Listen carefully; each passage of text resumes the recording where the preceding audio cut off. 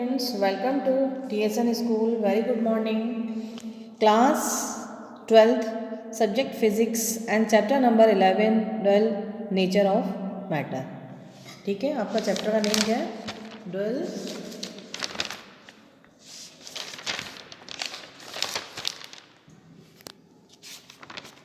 Dual nature of radiation and matter. Okay, इसके हम part 2 तक हम कर चुके हैं. आज हम स्टार्ट करेंगे part number 3.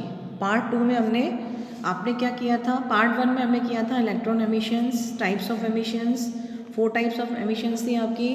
Thermionic emissions, photo electric emissions, field, secondary. Okay, फिर फोटो इलेक्ट्रिक इफेक्ट था आपका, वर्क फंक्शन. ओके स्टूडेंट्स, फिर हमने पार्ट 2 में किया था फोटो इलेक्ट्रिक इफेक्ट्स के आपके ग्राफ थे और आपका था उसमें laws of photo electric emissions. Okay students, आज हम स्टार्ट करेंगे part number 3, Einstein photo electric equation. क्या है आपका? Einstein photo electric equation. नीचे देखिए, आपका इस छोटा सा हमने डायग्राम बना रखा है. ये आपका क्या है? फोटोन की एनर्जी, जो कि आपकी क्या है? H new. ये एच न्यू क्या है आपका?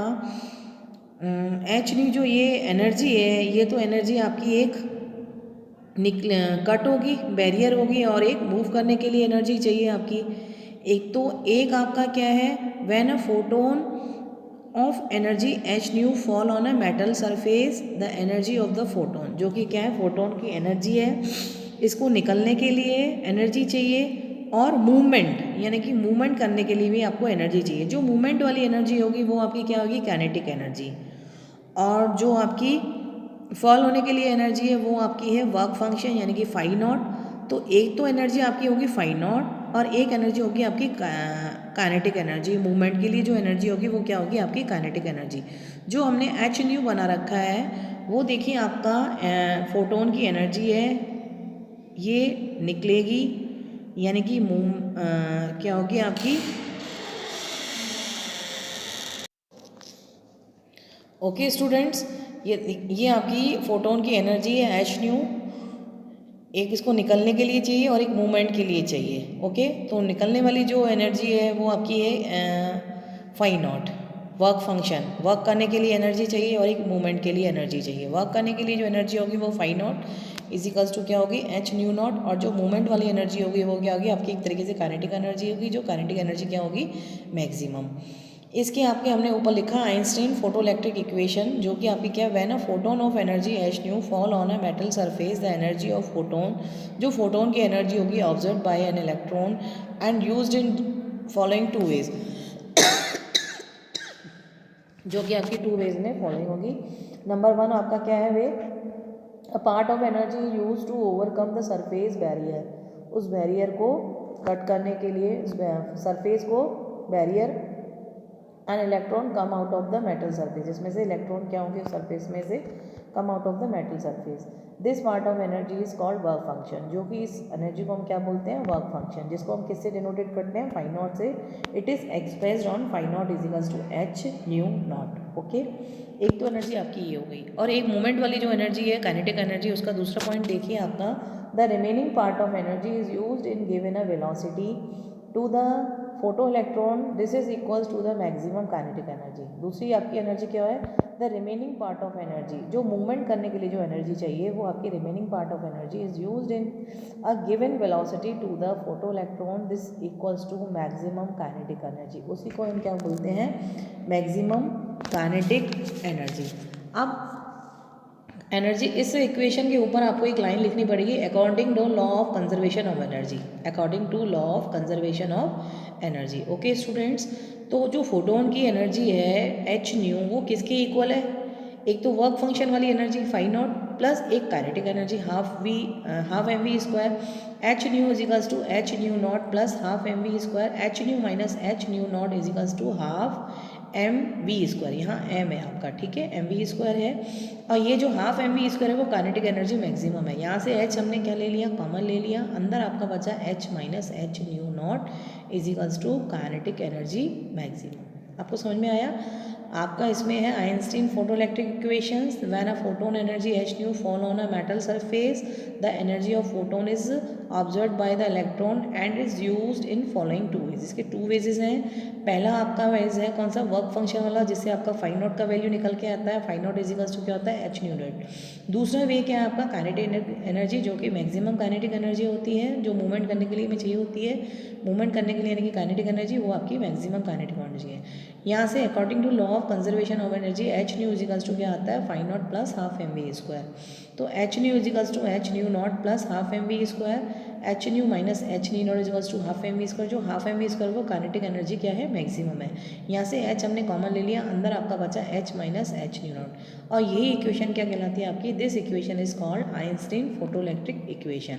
ये इक्वेशन क्या है आपकी, आइंस्टीन फोटोइलेक्ट्रिक इक्वेशन। ओके, इसमें 3 केसेस आएंगे आपका। एक तो म्यू क्या होगा, लेस देन म्यू नॉट से। अब देखिए ये जो म्यू है, इसमें म्यू आपका लेस देन है म्यू नॉट से। तो जहाँ आपका पॉइंट आता है कट, सपोज करिए कि म्यू लेस देन है म्यू नॉट से, अगर म्यू नॉट तक आने के लिए हमें एक तो वर्क फंक्शन करेगा और फिर जो बाकी उसकी एनर्जी बचेगी उसमें मूवमेंट करेगा। तो जो आपकी म्यू है सपोज करो 5 है और जो म्यू नॉट है वो 10 है, लेकिन उसकी एनर्जी क्या है आपकी, वर्क फंक्शन करने के लिए म्यू नॉट की एनर्जी आपकी 10 है और जो म्यू की एनर्जी है वो आपकी 5 है। तो उसकी जो एनर्जी है म्यू फाइव नॉट में जो एनर्जी है म्यू नॉट वो ज़्यादा है। तो उस वर्क फंक्शन कर वहाँ तक पहुँचने के लिए वो वर्क ही नहीं कर पाएगा उतना। तो यानी कि आपके in this case number of emissions होगा विल टेक प्लेस, यानी कि वो वहाँ तक पहुँच ही नहीं पाएगा म्यू नॉट तक। ओके स्टूडेंट्स, अब देखिए if mu naught is equals to mu naught, अब दोनों वैल्यूज़ क्या है, इक्वल है। तो इस केस में भी इलेक्ट्रॉन क्या होंगे, इजेक्टेड नहीं होंगे, यानी कि वहाँ भी काइनेटिक एनर्जी वर्क नहीं करेगी। यानी कि जितनी उसकी म्यू नॉट की एनर्जी है उतनी म्यू की एनर्जी है, म्यू को म्यू तक आने के लिए पूरा वर्क वहीं कर देगा, यानी कि मूवमेंट करने के लिए उसकी काइनेटिक एनर्जी तक वो नहीं पहुँच पाएगा। वर्क फंक्शन में ही उसकी वैल्यू क्या होगी, पूरी उसकी इक्वल हो जाएगी, तो यानी कि वो काइनेटिक एनर्जी तक मूवमेंट नहीं कर पाएगा। तो इस केस में in this case the electron emissions will take place but ejected electron will have number no kinetic energy. जो इजेक्टेड इलेक्ट्रॉन होंगे वो काइनेटिक एनर्जी तक नहीं वर्क कर पाएंगे। Ejected electron will have no kinetic energy. Okay, case third आपका क्या है, अगर म्यू आपका ज़्यादा है म्यू नॉट से, यानी कि सपोज करो म्यू की वैल्यू आपकी 15 है या 10 से ज़्यादा है, 12 है और म्यू नॉट की आपकी 2 है, वहाँ तक वर्क फंक्शन कर लेगा। बाकी आपकी जो एनर्जी बचेगी उसको मूवमेंट करने के लिए वो एनर्जी चाहिए होगी, यानी कि वो काइनेटिक एनर्जी में यूज़ होगा। तो in this case emissions will take place and ejected नहीं है, ejected electron will have kinetic energy. ejected electron will take in this case emissions will take place and ejected electron will have kinetic energy. Okay students, तो आपका ये क्या था, आपका Einstein photoelectric equations, जो आपकी क्या होती है, क्या निकल के आई, एच ब्रैकेट के अंदर mu minus mu naught is equals to kinetic energy maximum. This equation is called Einstein photoelectric equation. इसमें 3 केसेस थे, mu is less than mu naught, mu is equals to mu naught and mu is greater than mu naught. Less than है तो इस केस में भी electron emissions नहीं करेंगे, इक्वल वाले में भी वो वर्क फंक्शन तक उसकी एनर्जी उसके इक्वल हो जाएगी, यानी कि उसमें kinetic energy will have no kinetic energy. Greater वाले केस में वर्क फंक्शन तक उसकी जो एनर्जी यूज़ होगी, बाकी जो बची हुई एनर्जी है वो काइनेटिक एनर्जी को मूवमेंट करने के लिए चाहिए, यानी कि वो काइनेटिक एनर्जी, यानी कि and ejected will take place and ejected electron will have kinetic energy. Okay students, अब देखिए आपका पार्टिकल नेचर ऑफ लाइट। एक तो आपका मैटर वाले में होता है और एक particles nature of light. 2 types of nature होते हैं, इसीलिए इस चैप्टर का नाम है dual nature of radiation and matter. Following are characteristics of photons proves particles nature of light. Okay, इसमें फर्स्ट पॉइंट क्या है, in introduction of radiation with matter radiation behave as if is made of particle like photon.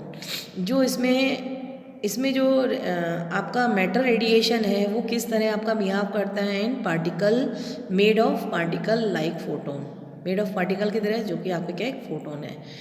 आपका each photon have energy, हर एक photon की energy कितनी होती है, एट E is equals to h nu. ठीक है।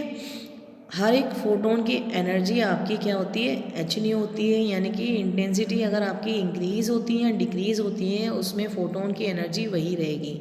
नेक्स्ट पॉइंट आपका उसी से ही रिलेटेड है।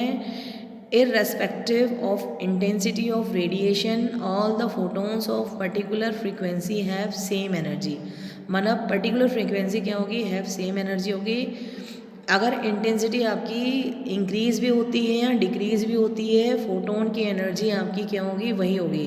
नंबर्स ऑफ इलेक्ट्रॉन फोटोन्स बढ़ेंगे, यानी कि नंबर ऑफ फोटोन्स बढ़ेंगे तो वहीं से उसकी एनर्जी भी बढ़ेगी, यानी कि इंटेंसिटी इंक्रीज़ होने पे। लेकिन फोटोन की जो एनर्जी है वह सेम ही रहेगी, बिकॉज ऑफ अगर इंटेंसिटी आपकी इंक्रीज़ होती है या डिक्रीज़ होती है, फोटोन की एनर्जी वही रहेगी। ओके स्टूडेंट्स, अब देखिए आपका फोर्थ नंबर पॉइंट क्या है, by increasing the intensity of radiation of given frequency. अगर इंटेंसिटी ऑफ रेडिएशन इंक्रीजिंग होती है, अगर जितनी फ्रीक्वेंसी आपकी गिवन है, given frequency, this is only increase, उसमें आपकी इंक्रीज होगी।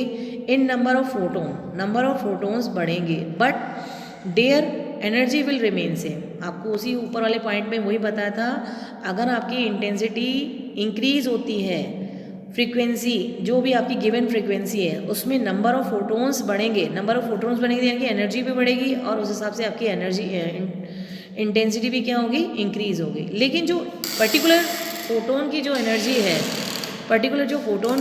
है, वो क्या आगे आपकी remain same, but their energy will remain same. Okay students, अब देखिए फिफ्थ नंबर पॉइंट क्या है आपका, all the photon travel with the speed of light in space. सारे जो फोटोन्स होते हैं वो ट्रैवल करते हैं स्पेस में, कौन सी स्पीड से, स्पीड ऑफ लाइट से ही ट्रैवल करते हैं स्पेस में। ओके, फिर सिक्स नंबर पॉइंट क्या है आपका, the velocity of photon in different medium is different medium में इनकी फोटोन की जो वेलोसिटी होगी वो भी क्या होगी, डिफरेंट होगी। अगर मीडियम आपका अर्थ है या वाटर है, कोई भी है, आपका मीडियम अगर चेंज होता है तो वेलोसिटी ऑफ फोटोन की भी क्या होगी, वेलोसिटी भी चेंज होगी, डिफरेंट मीडियम में डिफरेंट वेलोसिटी। ओके, जैसे कि आपका स्पेस में आपकी फोटोन की वेलोसिटी क्या होती है, speed of light. Okay students, अब देखिए आपका 7 नंबर जो पॉइंट है, the rest mass of photon is zero. जो रेस्ट मास है वो फोटोन का ज़ीरो है, and its moving mass can be given as, moving mass आपका क्या है, m जो है आपका मूविंग मास है, जो m नॉट है वो आपका रेस्ट मास है।